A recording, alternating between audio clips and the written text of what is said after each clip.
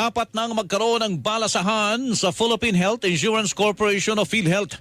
Yan ay sa gitna ng unused funds o hindi nagamit na pondo ng PhilHealth.